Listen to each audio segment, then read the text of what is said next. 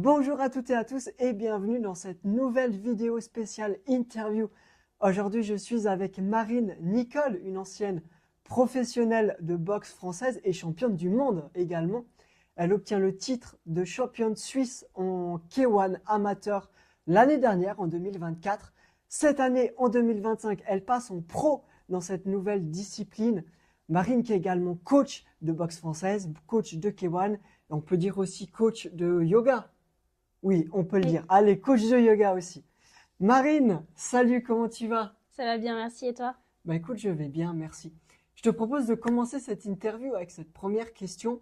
Euh, la préparation mentale, quand est-ce que tu vas la commencer? Est-ce que c'est une semaine avant, 2 jours avant, un mois avant? Comment ça se passe? Alors, avant les compétitions, je vais pas avoir de processus strict de préparation mentale. En fait, ma préparation mentale, elle va être tout au long de mes entraînements. Donc, je me projette sur mes différentes échéances. Je me demande ce que je veux faire tout au long de l'année. Je me dis pas, j'ai un combat, je regarde le chemin complet, Ok, donc le championnat global. Et c'est l'envie d'accéder à la finale du championnat global qui va me pousser et qui va me donner l'envie à chaque entraînement de me pousser mentalement en fait. Les entraînements de boxe en l'occurrence, ils sont tellement durs physiquement et mentalement que la préparation mentale en fait elle n'est pas que lorsque tu vas combattre, d'accord. mais dès que tu t'entraînes en fait. Donc le processus il commence au premier entraînement. D'accord, ouais, donc c'est vraiment quelque chose d'individuel. Au final, c'est son boxeur, enfin, c'est le boxeur qui doit savoir quand est-ce qu'à peu près il commence sa préparation mentale. Comme tu dis, toi, entre guillemets, c'est dès le premier jour où tu t'entraînes que tu es déjà au taquet. C'est ça. Voilà, ok. Je... Parce qu'en fait, sinon, je m'entraînerais mal. Ok, Parce que, bah, comme tout boxeur le sait, les entraînements, imaginons quand on fait un entraînement physique ou les sparring, enfin, c'est difficile et ça fait mal et on n'est pas, c'est vraiment difficile. Donc, il faut déjà savoir pourquoi tu es en train de t'entraîner. Si d'accord, tu oui, fais ne serait-ce effectivement. qu'un sparring et que tu sais même pas pourquoi tu le fais, et quels sont les objectifs d'après, il n'y a pas de bonne raison d'aller se faire mal en fait. Ouais. Ok, je Donc, comprends, ouais. D'accord, ok. Et dans ta préparation mentale, du coup, tu fais quoi? Qu'est-ce que tu dis, qu'est-ce que tu vas mettre en place pour avoir une bonne préparation mentale? alors comme j'ai dit précédemment, je sais quels sont mes objectifs. Donc dans la préparation mentale, il y a le fait bah, d'avoir un calendrier déjà et de savoir où on veut aller. Donc j'aime bien dire que quand on connaît le chemin, bah on marche mieux. Enfin, la randonnée, elle est quand même vachement plus simple quand tu as une carte et que tu sais les étapes qu'il va y avoir, etc. Et D'accord. donc c'est pareil, la préparation mentale, pour moi, elle commence par connaître mon calendrier, placer mes différentes étapes et, euh, et m'y projeter petit à petit. Alors il y a aussi l'idée de un combat par un combat à chaque fois. Donc on place les étapes et pour pas que la chose ait l'air trop grosse et trop immense, je me dis pas. Par exemple, quand je voulais être championne du monde, bon, si, je me disais, je voulais être championne du monde. Mais ce qui me faisait marcher avant ça, c'était, il faut que là, je gagne tel combat. D'accord, ouais. Donc d'abord, on se focus sur ce combat. J'ai un gros objectif qui est plus loin, mais ce gros objectif, il n'existe pas si là maintenant, celui-ci de petit objectif, il n'est pas réalisé. Donc je me focus sur celui-ci. Donc c'est ça, d'abord faire des étapes pour bien parsemer mon chemin. Voilà. D'accord, ok. Et du coup, tu ne penses pas, tu es pas, il faut que je gagne, c'est la Si, victoire. Tu y penses quand même. oui, Ouais, en fait, je me dis, je sais pas si je me dis il faut que je gagne. Avant, oui. Quand précédemment, dans ma carrière en boxe française, en savate, je boxais pour gagner. d'accord, ouais. Plus précisément, je boxais pour pas perdre. En fait, j'étais vraiment terrorisée par la défaite. Et parce que ça a engendré, donc la défaite, ça a engendré le fait que des gens qui comptent sur moi sont déçus. et j'avais affreusement peur de décevoir les autres. Bien sûr. Voilà, moi, je boxais même pas pour moi, je boxais vraiment pour les autres, pour mon coach, pour pas décevoir, pour pas me faire engueuler, On pour, en voilà, reparlera tout à l'heure dans pour, l'interview de pour, la défaite qui est très voilà, importante pour pour nous. rendre fier. Ouais. Et donc, tout ce que je pensais, c'était il faut que je gagne, parce qu'en fait, il n'y a qu'une issue, et il n'y a que ça qui intéresse, en fait, il faut que je gagne. Et puis, dans les championnats, bah, moi, c'était des championnats enfin, la plupart du temps, c'est des championnats à élimination directe. Donc, il faut que je gagne, parce que si je perds, en fait, ça s'arrête. D'accord, oui, Donc, tu te dis, effectivement. bon, c'est tout droit, en fait. La victoire, Ok. c'est obligatoire pour pouvoir continuer à aller tout droit et pour aller plus haut. Ok. Donc, Est-ce que tu te places comme une personne, une combattante humble plutôt, où on voit souvent à la télé des combattants ça, qui disent moi je suis le meilleur, moi je suis le plus fort, mais justement pour montrer cette image de je dois mm. gagner finalement. Alors, je dirais pas que je suis humble, parce que ça serait mentir. Je suis très orgueilleuse. D'accord, C'est ouais. ce qui m'aide à gagner, entre autres. Je suis très orgueilleuse. Alors, l'orgueil, pour moi, c'est pas quelque chose de péjoratif. Tout à C'est fait. quelque chose qui... Je connais ma valeur. Je sais ce que je vaux. Je sais comment je me suis entraînée. Je sais ce que j'ai donné physiquement et ce que je peux donner enfin, pour Mhm. performer. Donc, tout ça, j'en suis consciente et j'ai pas honte du tout de le dire, de dire voilà, je me suis bien entraînée et là, je sais que je suis entièrement en capacité de gagner. Donc, quand je monte sur un ring, quand je monte sur le ring et que je me dis là, je vais gagner, je me mens pas à moi-même ou à quelqu'un, ou c'est pas juste c'est ça, de l'orgueil mal placé. C'est parce que je sais que là, je peux gagner. Je prends des éléments factuels qui sont mes entraînements, mes capacités, mes facilités, mes techniques, mon adversaire, sa forme physique, son niveau comparé au mien. Je prends ces éléments-là, je fais une sorte de soustraction multiplication et je me dis bon bah Je peux je gagner. gagne, enfin je D'accord. suis censé gagner. Donc si je suis censé gagner, ça me met un peu plus de pression parce que si théoriquement je suis censé gagner, alors je dois gagner parce que ça veut dire que tout le taf que j'ai mis en place avant et tout le taf que mes coachs ont Hmm. mis en place avant, je le gâche si là je perds. Ah ouais, Il c'est y a eu, très. il y Ouais, a des ouais, fois où ouais. évidemment, bah, j'ai eu une fois où tu fais le calcul comme ça et tu arrives face à quelqu'un et tu dis ah, bah là je suis pas censé gagner. Et là c'est plus dur. Là quand tu prends les éléments comme ça et que tu dis ah, là je suis pas censé gagner, bah là tu fais avec ça. Heureusement la boxe c'est un sport de combat où il n'y a pas que c'est pas mathématique, c'est pas il est plus fort, il gagne. Non, il y a plein d'autres trucs à Ah, mettre en c'est très place. intéressant. Ouais. Ouais. Mais quand quand tu as tout qui est en place et que tu sais que tu es censé gagner, bah, c'est vachement plus facile. Quand tu montes sur le ring, tu es là et tu as des petites ailes et tu boxes, en D'accord. fait. Ok. Voilà. Merci pour cette réponse très complète et on voit que c'est pas très évident hein, finalement. Il y a beaucoup de choses autour d'une préparation mentale. Mm -mm. On va revenir sur tes rituels d'avant-combat. Alors on s'est parlé un peu dehors de cette interview. Tu m'expliquais que un de tes rituels favoris c'était de regarder des films à la veille de tes combats ou des cinémas pour te justement libérer le cerveau. Est-ce que tu as d'autres rituels comme ceci avant de monter sur un ring? Oui. Alors, moi, j'ai beaucoup de rituels avant combat. Donc, bah, ça va commencer, par exemple, même une semaine avant les combats.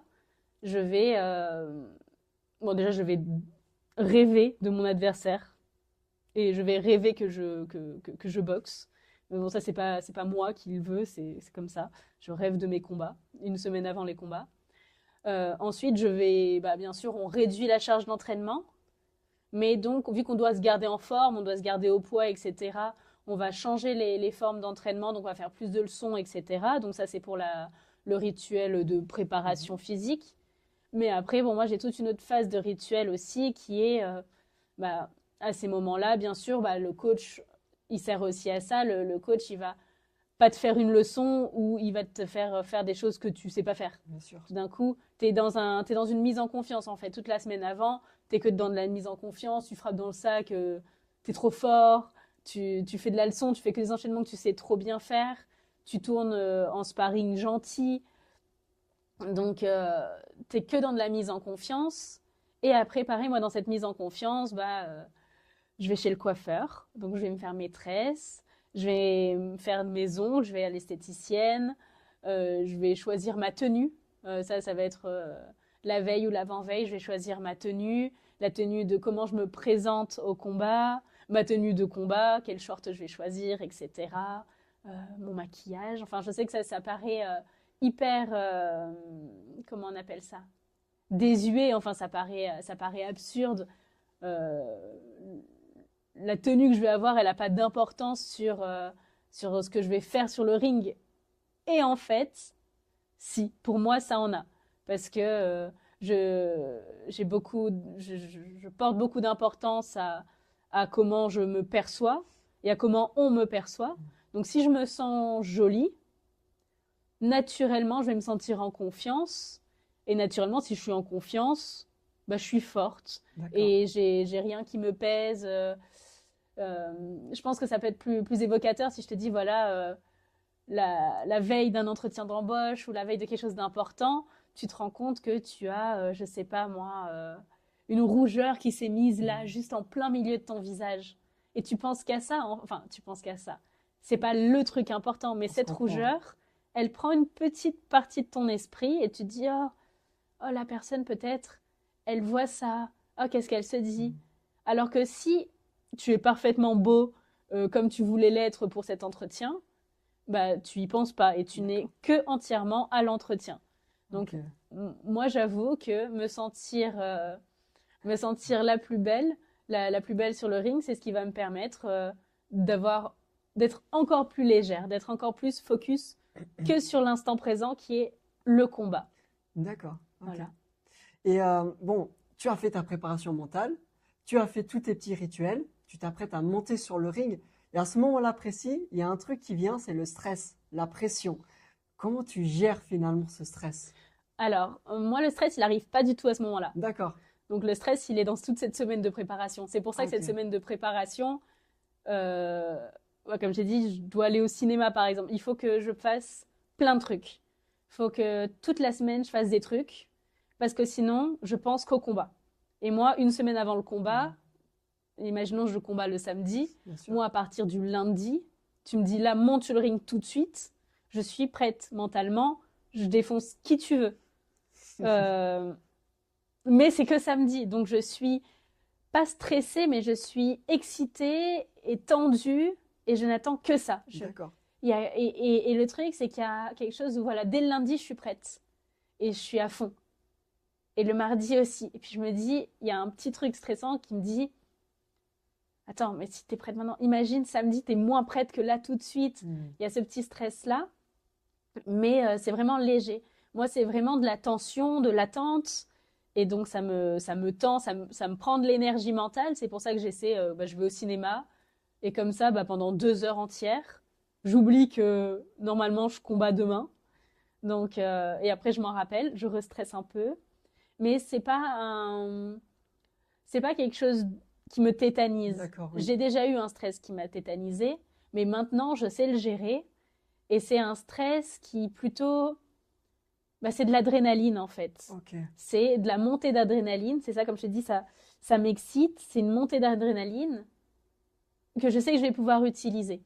Et donc juste avant, c'est ça, juste avant de monter sur le ring, je suis pas du tout dans le stress. Moi, je suis entièrement dans l'adrénaline. Tu m'as déjà vu juste Bien avant sûr. les combats. Ça sert à rien d'essayer de me parler. Je suis plus marine. Parce que moi, le truc, c'est que j'ai cette capacité à switcher. Je suis marine en général, je suis gentille, etc. Sauf que quand je combat, je peux pas être marine. Parce que marine, dans un ring, elle se fait fracasser. Marine, c'est juste une petite meuf sympa, un peu timide, qui aime pas les conflits. La meuf qui monte sur le ring, c'est une autre marine. Et celle-ci, je dois un peu l'invoquer. Et donc, il y a tout le processus avant combat où je vais mettre mes écouteurs, mettre ma musique, je vais faire ma mobilité, mes échauffements avec ma musique. Et petit à petit, avec tous mes petits rituels d'avant combat, Donc faire mes bandages, changer de tenue au moment où ça y est, j'ai mis ma brassière, j'ai mis mes coques, j'ai mis mes protections, j'ai mis mes bandages. Et là, ça y est, Marine, elle est partie. Et c'est D'accord. l'autre Marine, c'est Marine qui va combattre, qui va monter sur le ring. Et donc là, c'est vrai que la première fois que Jérôme, m'a coaché, il m'a demandé à la fin du combat, mais ça va, t'étais en colère, il y avait quelque chose qui allait pas parce que t'étais vraiment très très fermée. Je dis non non, ça c'est la Marine normale. Regarde là, je suis moi, mais quand je dois monter sur le ring, je suis complètement fermée C'est un autre visage. parce que c'est une autre Marine qui doit monter sur le ring. D'accord. Et il me faut voilà tout ce temps. Je parle à personne avant. Si je sais qu'il y a ma famille qui est là pour venir, bah, je lui ai dit bonjour avant. Mais les 45 minutes avant le combat, je parle plus à personne. Je suis vraiment Focus. en mode combat. Ok. C'est ça. Ouais. Et donc là, à la seconde, là, tu m'as demandé la seconde avant de monter sur le ring, c'est plat dans ma tête. C'est un calme plat. Tout ce qui se passe dans ma tête, c'est je vais la frapper. Ok. Je vais gagner. D'accord. Et Ouais. si on s'est mis un petit mantra en tête, par exemple, on va travailler plutôt dans des low kicks ou plutôt, je vais plutôt me visualiser ça, les D'accord. 3 premiers coups que je vais lui mettre dans la tête. C'est vraiment que ça pendant quasiment 15 minutes avant le combat, je suis juste en train de penser aux 3 premiers coups que je vais lui mettre dans la tête. D'accord. Voilà. Ok. Bon, bah ouais, au final, tu mets ton masque de C'est ça. super-héroïne, de ça. combattante, hein, pour monter sur le ring. Au final, il n'y a plus rien d'autre qui compte, quoi. C'est ça. Ouais. C'est vraiment une autre personne, une autre personnalité qui, Qui va combattre. c'est ça. Ok. Tu as déjà vécu des défaites dans ton palmarès? Ouais, je crois que Ouais. j'ai 4 défaites. 4. D'accord. Et qu'est-ce qui se passe quand on vit des défaites? J'imagine, pour un combattant, ça doit être assez lourd. Enfin, ça dépend les combattants, hein, mais en principe, c'est quelque chose d'assez lourd. Qu'est-ce qui se passe à ce moment-là? Alors j'ai eu 4 défaites complètement différentes. Alors j'ai la chance d'être quelqu'un qui se focalise essentiellement sur du positif. Donc quand je vais perdre, bon évidemment sur le coup, ça va pas. Mais ça va pas durer très longtemps. D'accord. Mais donc sur le coup, comme tout le monde, beaucoup de déception parce que suivant l'importance qu'on a mis pour le combat, on est très déçu parce qu'on va pas pouvoir aller sur la suite. Quand tu subis une défaite, donc tu as la déception de ne pas pouvoir continuer par exemple. Toujours la déception parce que si tu as invité des personnes, ils t'ont vu perdre, ils t'ont vu un peu plus faible.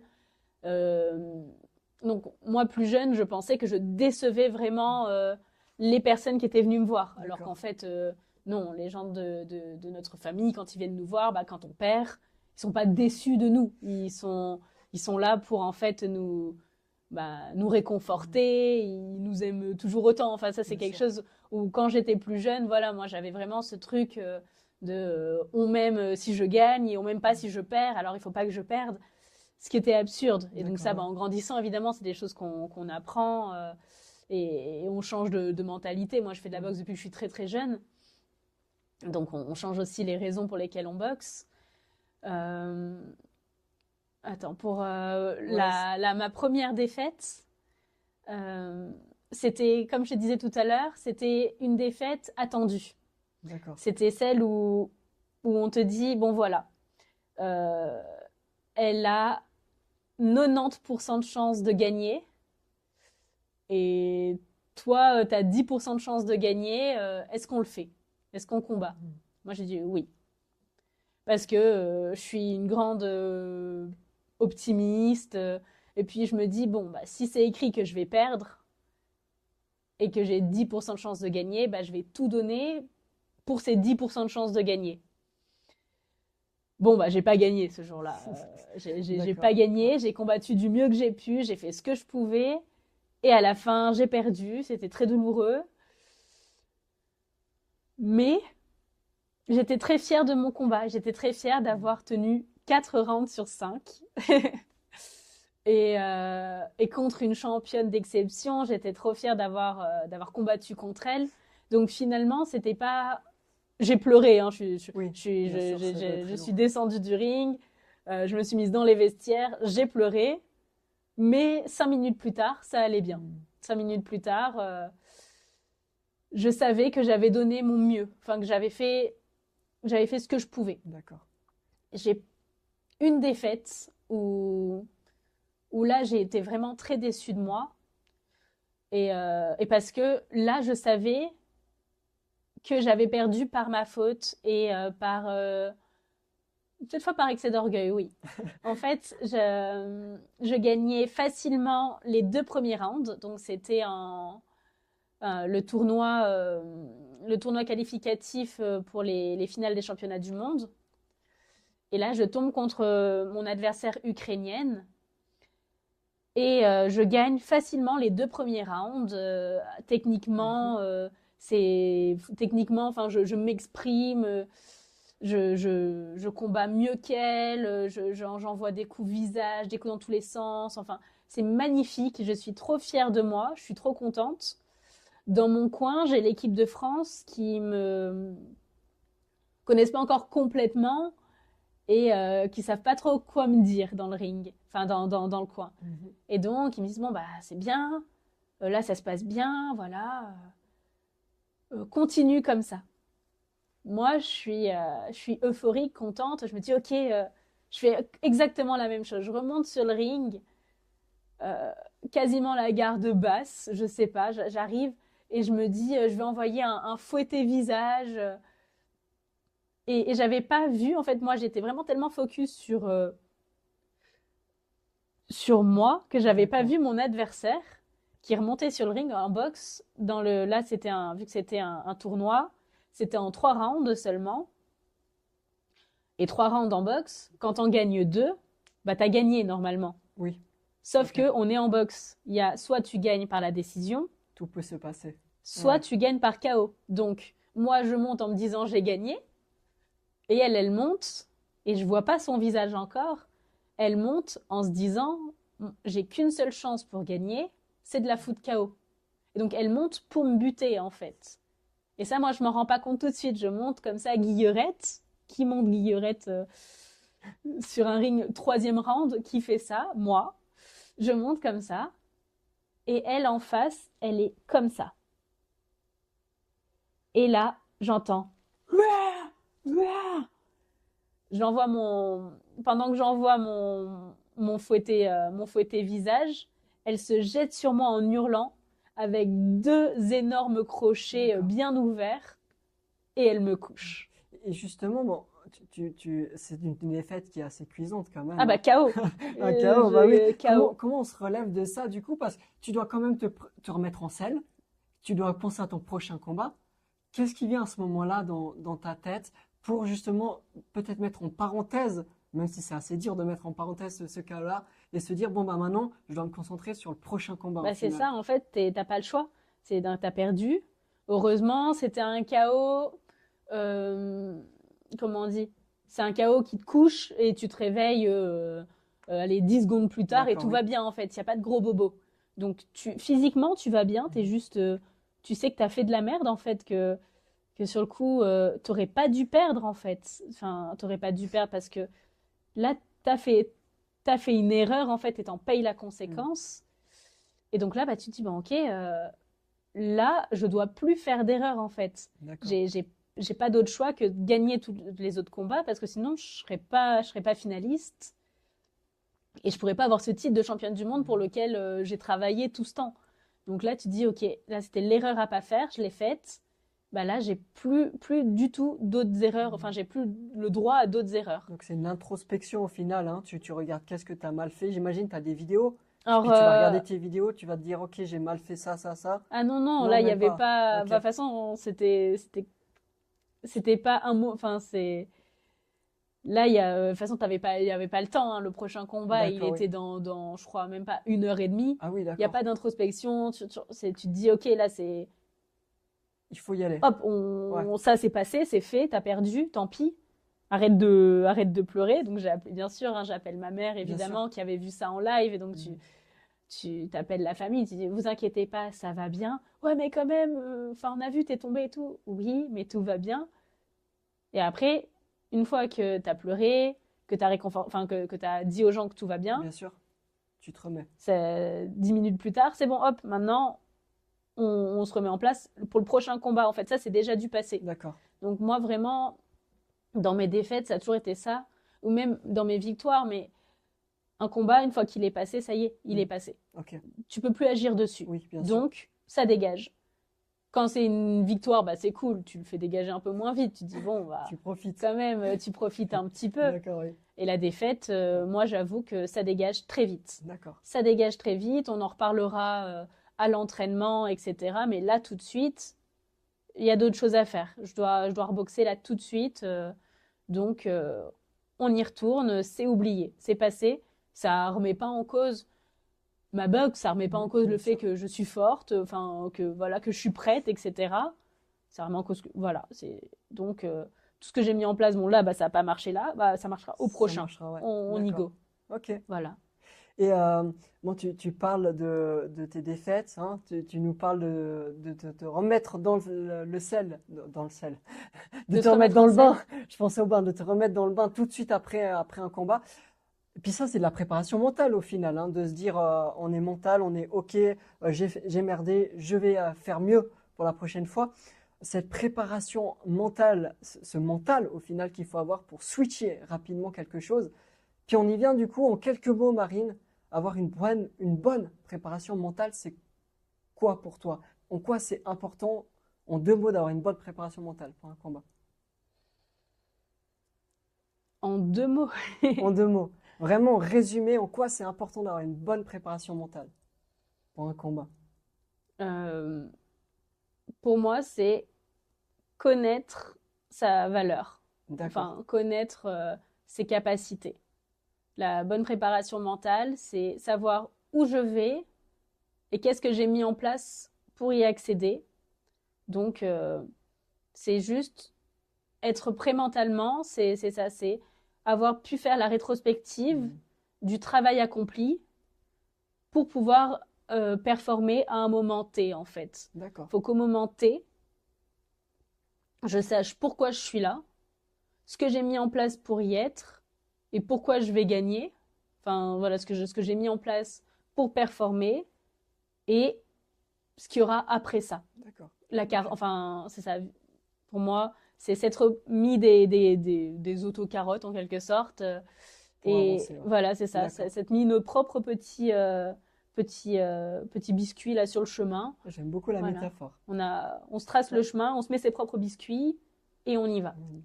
Et d'ailleurs, Marine, on va y revenir hein, de ce côté-là parce que il me semble que sportivement, tu m'expliquais aussi en dehors de cette interview que tu n'as pas vécu des choses très faciles avec tes coachs, avec tes entraînements. Est-ce que tu peux nous expliquer un peu plus en détail et puis surtout, ben, en quoi ça t'a affecté personnellement? Bah, il fut un temps avant que j'arrive ici où quand je m'entraînais en savate boxe française, où donc j'étais accompagnée par des personnes qui n'étaient pas euh, complètement des personnes positives D'accord. et qui voilà qui ont des personnes qui ont un peu affecté négativement ma vie. Et donc comme je disais, quand j'étais plus jeune, donc pendant ma première carrière en savate boxe française, je boxais pas pour le plaisir. Mhm. Je boxais par peur de perdre, peur de décevoir mon coach qui était là, qui était le coach un peu gourou, D'accord. le coach à qui on doit tout et à qui on a peur de le Mhm. décevoir, on a peur de rater, de se faire engueuler derrière. Donc, moi, je boxais juste. Enfin, je boxais. Je voulais gagner, surtout parce que je voulais pas perdre, en fait. Je voulais pas me faire engueuler, j'avais peur. Euh, donc, ça m'a mené quand même à plein de victoires, hein, parce que bah, tu veux absolument gagner, tu mets tout en place, la préparation physique, elle était au top, on avait des super entraînements techniques, etc. Mais mentalement, j'étais très faible parce que je n'avais qu'une seule voie, en fait. C'était la victoire ou rien. D'accord.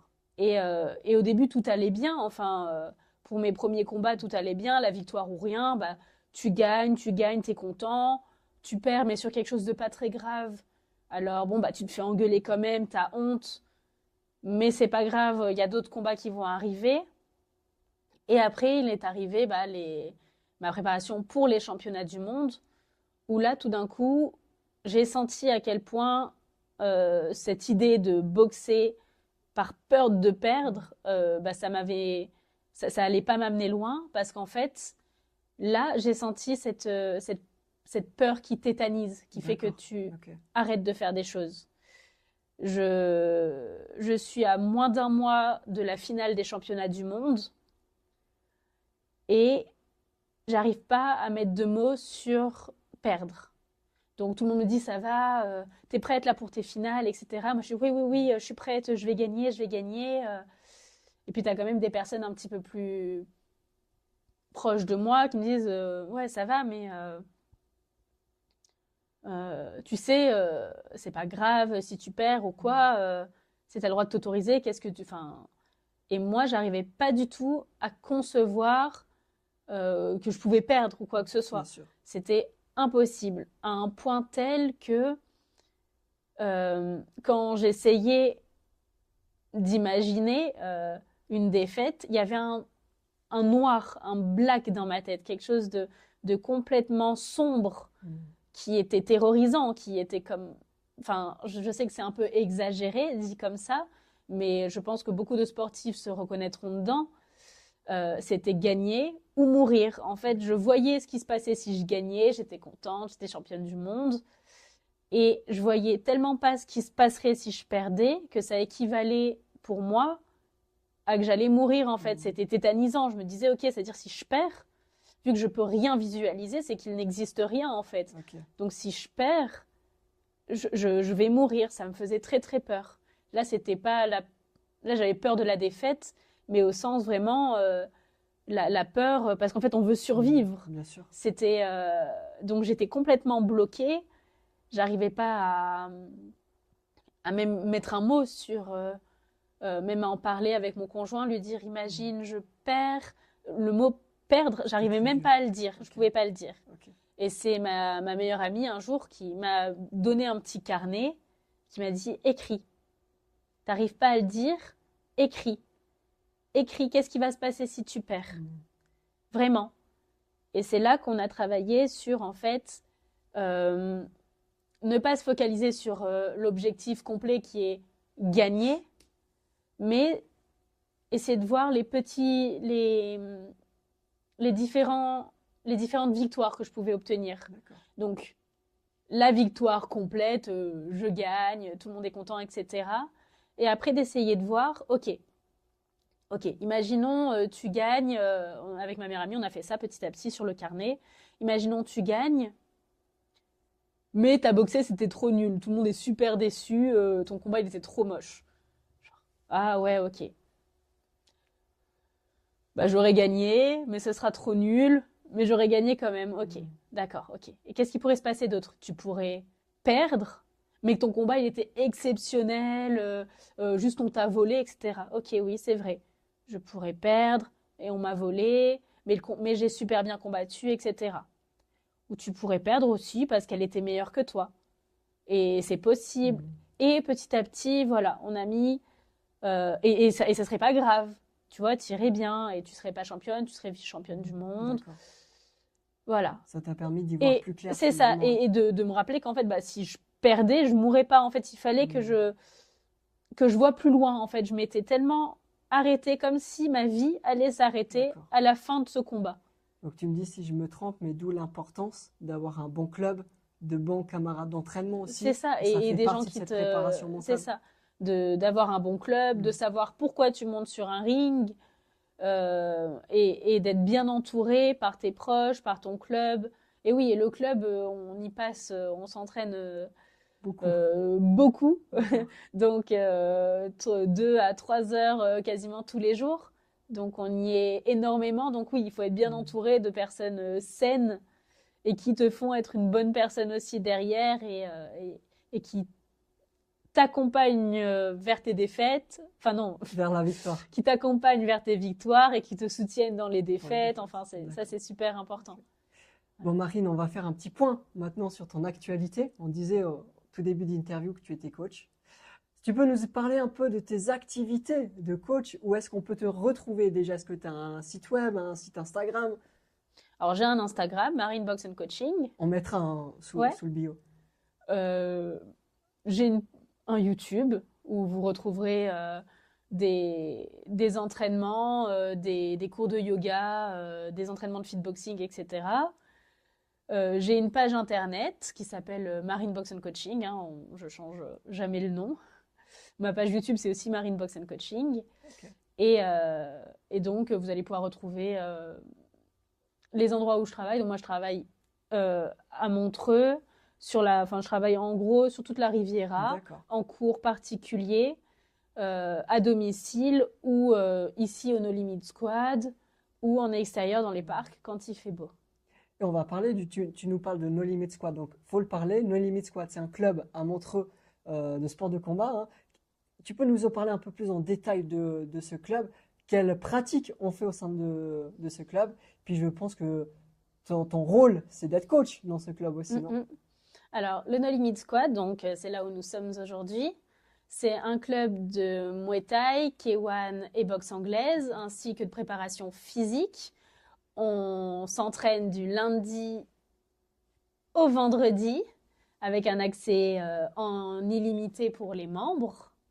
Le coach principal, c'est Jérôme, qui va nous enseigner le K1, le Muay Thai et la boxe anglaise. Et au sein du club, j'enseigne le jeudi le K1 et la boxe anglaise. D'accord. Voilà. Puis j'imagine c'est facile d'accès, on le voit facilement, le club qui est à Montreux. Ah oui, Ouais. c'est sur la Grande Rue, non, c'est au 90 Grande Rue Montreux. On voit le club depuis le lac. Depuis le lac, carrément. Depuis En le bateau, lac. on voit le club, on Oui. peut venir s'entraîner. Voilà. Bon, Marine, on va finir sur une bonne note. Est-ce que tu as une anecdote sympathique à nous raconter pour conclure cette interview par rapport à ta carrière justement de boxe? Il n'y a rien qui te vient? Non. Bon, j'aurais essayé. J'aime bien demander des petites anecdotes en fin d'interview. Marine, en tout cas, merci beaucoup pour avoir pris du temps sur cette interview, de nous expliquer un peu ton parcours et ce qui était important pour toi dans cette préparation mentale. Merci beaucoup. Merci à toi. De rien. Quant à nous, chères auditrices, chers auditeurs, nous nous retrouverons très prochainement pour de prochaines interviews, tout aussi intéressantes, en tout cas, j'espère. D'ici là, je vous souhaite le meilleur et portez-vous bien. Allez, bye bye.